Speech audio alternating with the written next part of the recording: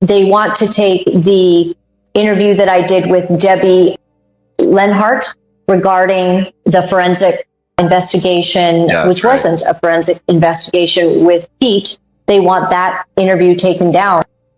So they're going hard after that, and they've submitted something to YouTube and they want it taken down. But we have it on 8 platforms, as we always have done. What happens when the cameras stop rolling and the truth refuses to stay buried? Joni Lamb, usually calm and composed, is now in full crisis mode after Laura Lynn's shocking interview shook the Christian media world. Secrets were spilled, reputations questioned, and now Joni is demanding it all be erased before it spreads further.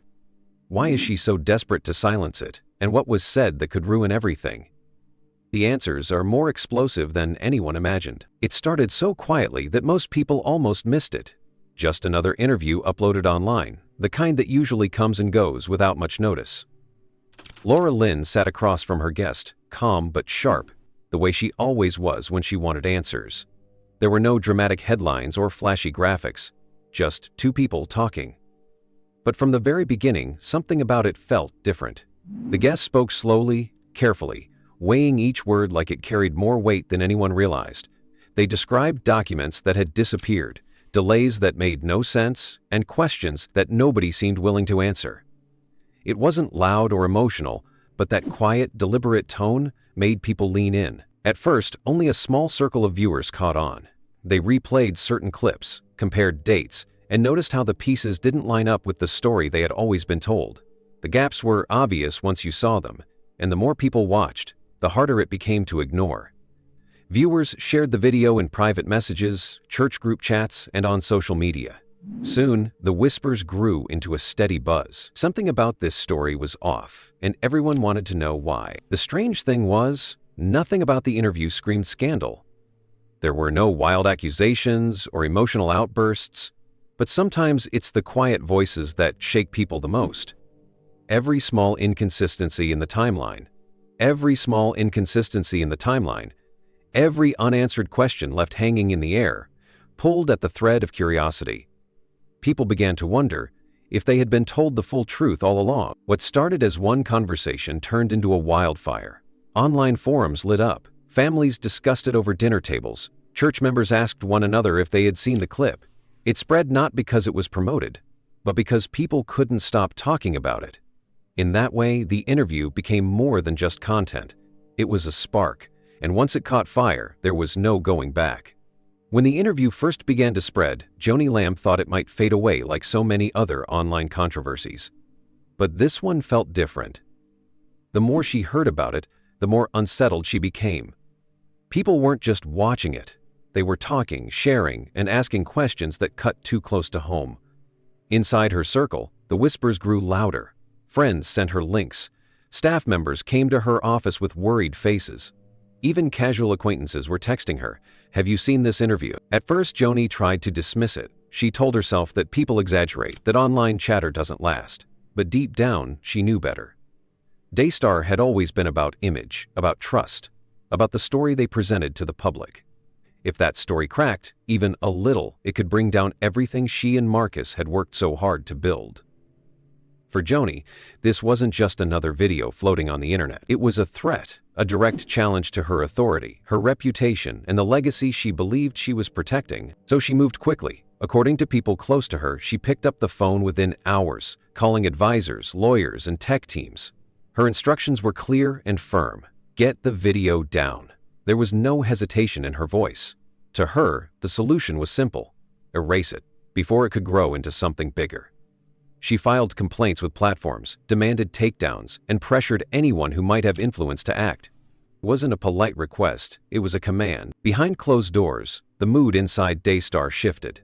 Staff members scrambled, holding emergency meetings, drafting statements, rewriting them, then throwing them away again. Some people felt nervous. They wondered if pushing so hard to erase the interview would only make things worse. But nobody dared say that out loud to Joni. Her resolve was iron. She believed that if she didn't control the narrative would control her. The harder she pushed, the more the video spread. Screenshots appeared online. Mirror copies were uploaded to new platforms. Every time one version disappeared, another popped up. And with each removal, curiosity only grew stronger. Viewers began asking, why is this being hidden? What's so dangerous in that interview? The attempt to control the situation became its own story, fueling the fire Joni was desperate to put out. Still, she didn't back down. Joni doubled down instead. She told her allies that the interview was reckless, misleading, and harmful. She framed her fight as one of protection, not secrecy. She wasn't trying to silence truth, she insisted. She was trying to guard reputations, to shield her family, her ministry, and her community from unnecessary damage. To those who stood by her, this made sense. To those on the outside, though, it looked like censorship. The tension inside the ministry grew heavier by the day. Staff whispered in hallways. Emails flew back and forth late into the night. Some believed Joni was right, that strong leadership meant taking bold action, even if it upset people. Others worried she was overreaching, turning a small fire into an inferno. But Joni never wavered. She believed she had to control the story, no matter how hard she had to fight. And yet, outside her circle, her push for control had the opposite effect. The Streisand effect. The more you try to erase something, the more people want to see it, became painfully real. The public wasn't just curious about the interview anymore, they were fascinated by Joni's determination to silence it. Every action she took became proof, in some eyes, that the video contained truths too uncomfortable to admit. For Joni, it felt like a battle on multiple fronts. She wasn't only fighting the interview itself, she was fighting the internet, the rumors, the speculation, and the perception that she had something to hide. Every move she made was scrutinized, every decision carried consequences, and though she fought with all her strength to regain control, she couldn't escape one harsh reality. The harder she pushed, the less control she seemed to have. When the video kept circulating, despite all attempts to erase it, something strange began to happen. It wasn't just a story anymore, it became a line in the sand. People across the country who had never even heard of Daystar or Laura Lynn were suddenly pulled into the debate. What had started as a single interview uploaded online was now being discussed in church lobbies, on talk shows, at family dinners, and in endless streams of social media comments. The question wasn't only about what was said in the interview, it was about something much bigger. Who do you trust, and who gets to decide what you're allowed to hear? On one side, there were those who rallied behind Laura Lynn. To them, she was a truth teller, someone brave enough to shine a light where others had been afraid. They admired that she didn't shout or sensationalize. She just asked her questions and let her guests speak. That calm, steady tone gave her credibility in the eyes of many. These people argued that information should never be hidden, that transparency was always better than secrecy, and that, if leaders tried to suppress something, it probably meant there was more truth in it than they wanted to admit. For this group, Laura became almost symbolic, a lone voice refusing to be silenced. Proof that ordinary people could stand up to power. But on the other side were Joni's supporters, and they were just as passionate. They saw her not as someone trying to control the truth, but as a leader protecting her family, her ministry, and her reputation from reckless rumors. To them, Laura's interview wasn't bravery, it was irresponsibility. They believed that giving a platform to unverified claims was dangerous, that it could harm real people, and that it disrespected decades of ministry work. This group argued that leadership carries heavy responsibility, and sometimes that responsibility means shielding people from harmful or misleading narratives. They defended Joni's decision to demand the video's removal as a natural, even necessary response. The clash between these two groups didn't stay polite for long. Online forums filled with heated debates. Some accused Joni of hiding the truth, of fearing exposure, of putting image above honesty. Others fired back that Laura was exploiting a sensitive situation, stirring controversy for attention, and creating division where there should be unity.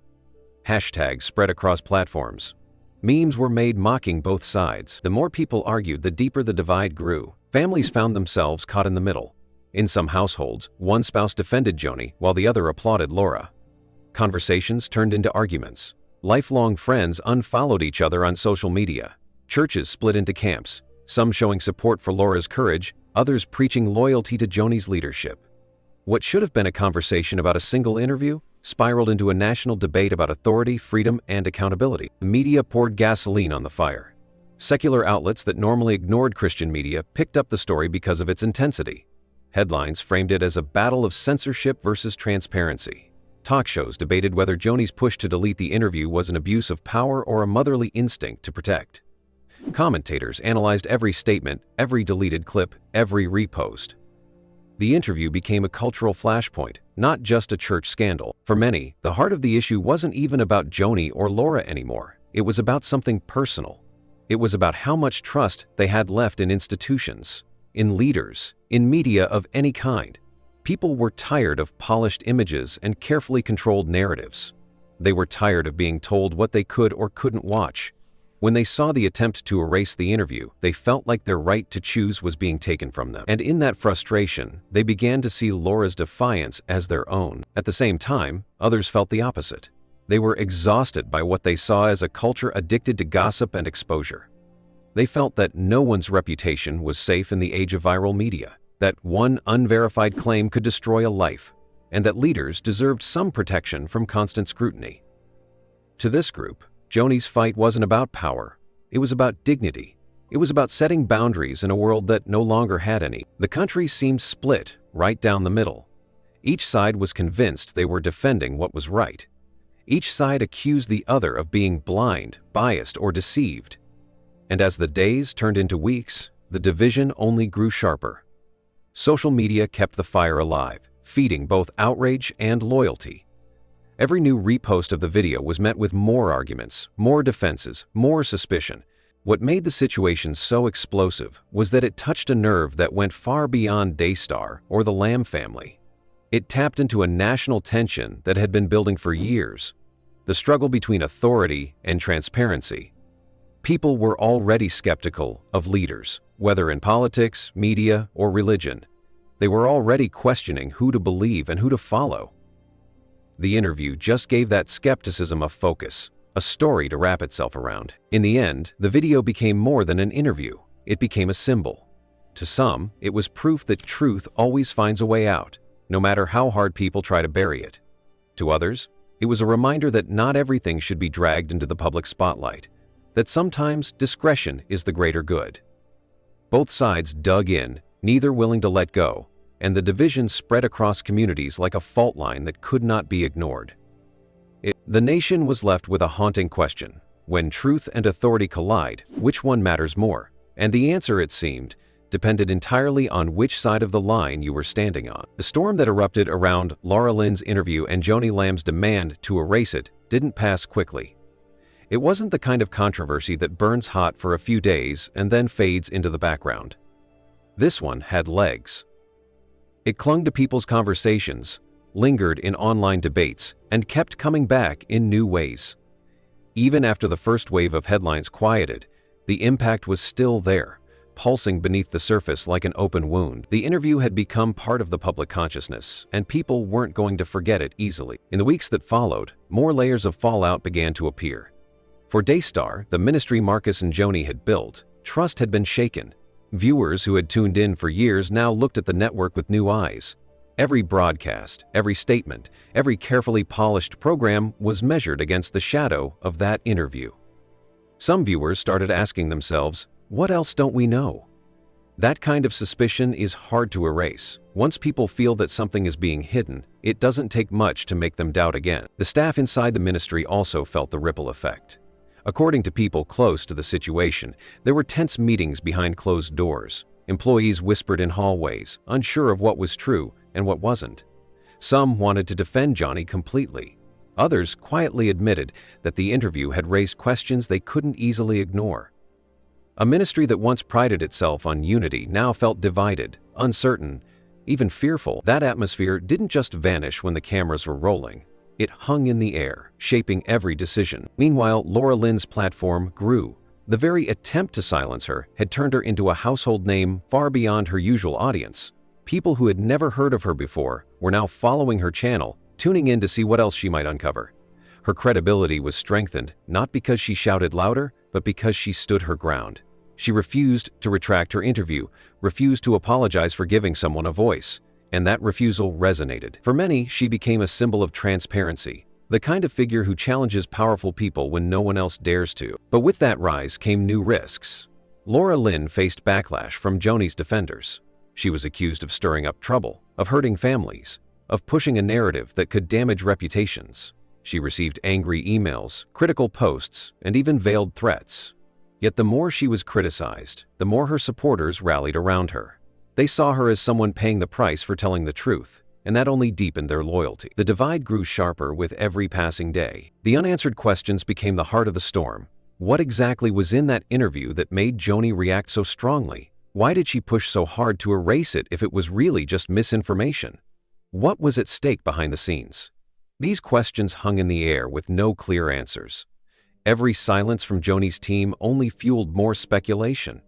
People started digging into old records, past broadcasts, and statements that hadn't been scrutinized before. Timelines were compared, inconsistencies highlighted, and theories formed. The interview had become a spark that ignited a much larger investigation by the public itself. As the months passed, the controversy shifted from being about one video to being about something bigger: the credibility of Christian media as a whole. Other ministries, pastors, and networks began to feel the tension. Viewers didn't just doubt Daystar anymore. They started questioning the entire system. Were leaders being fully honest? Was information being carefully managed? Could the glossy image of faith broadcasting be trusted? These weren't small questions. They struck at the foundation of how audiences saw religious media. For Joni, the fallout was personal as well as professional. She had spent decades building her reputation, shaping her image as a faithful leader, a voice of authority, a motherly figure in the Christian world. Now, no matter what she did, the interview followed her. At every public appearance, in every article, people remembered that she had demanded the video be erased. For her critics, that move became proof of guilt, a sign that she had something to hide. For her supporters, it became a badge of loyalty. They defended her even harder, convinced that she was being unfairly targeted. But either way, she could not escape the shadow of it. Families who once gathered around Daystar broadcasts now argued over whether to keep watching. Some canceled their support, saying they couldn't back a ministry that tried to silence voices. Others doubled their donations, convinced that Joni needed their support more than ever in the face of attacks. Churches split over the debate, with some pastors preaching caution and others openly criticizing Laura Lynn. What had started as a single interview was now shaping faith communities across the nation. The unanswered questions didn't just stay within the world of viewers and believers. Journalists, bloggers, and commentators began investigating. Some chased the story for clicks and views, but others genuinely wanted to understand what was happening behind the curtain. Articles appeared in outlets far beyond religious circles. The controversy was framed as part of a larger cultural struggle about censorship, transparency, and control of information in the digital age. Suddenly, Joni's demand wasn't just about one video. It was about freedom of speech, about the right to question leaders, about the future of accountability in a world where information spreads faster than it can be contained. What made the fallout so powerful was the sense that this wasn't finished. The video was still circulating on multiple platforms. Every time someone tried to delete it, another version popped up. Screenshots, transcripts, and clips ensured that it would never fully disappear. It had become part of the digital record, impossible to erase. And with every repost, the debate sparked again. People who had missed the first wave were drawn into the conversation months later, asking the same questions, reigniting the same arguments. For Laura Lynn, the long-term effect was a strange mix of opportunity and burden. She had a bigger platform than ever, more viewers, more influence, but with it came more scrutiny, more pressure, and more responsibility. People looked to her not just as a host, but as a voice for truth, and that role was heavy to carry. For Joni, the burden was just as heavy, though in a different way. Every move she made was now watched more closely than ever. Every attempt at control was interpreted as manipulation, every statement dissected for hidden meaning. The biggest fallout, though, was cultural. The controversy taught people a lesson they weren't going to forget. When someone tries to erase information, it makes the information louder. The attempt to control the narrative had backfired completely. Instead of silencing a story, it had multiplied it. Instead of protecting reputations, it had put them under more scrutiny. And once people saw that dynamic play out, they became more suspicious not only of Daystar, but of all leaders who tried to manage information. Unanswered questions remain. What exactly pushed Joni to demand the deletion so urgently? What details in that interview were too dangerous to leave online? Was there more to the story than anyone has admitted? No matter how many statements were released, those questions still hang in the air, haunting the legacy of Daystar and reshaping how people think about authority and truth in faith communities. The story isn't over. It may never really be over. The interview continues to circulate, the debates continue to rage, and the divide between transparency and control only grows deeper. The long-term fallout is clear. Trust has been shaken, reputations have been tested, and the public has learned that in a digital world, silence speaks louder than words. And the unanswered questions, they remain, echoing like a reminder that no matter how carefully truth is managed, it has a way of breaking through.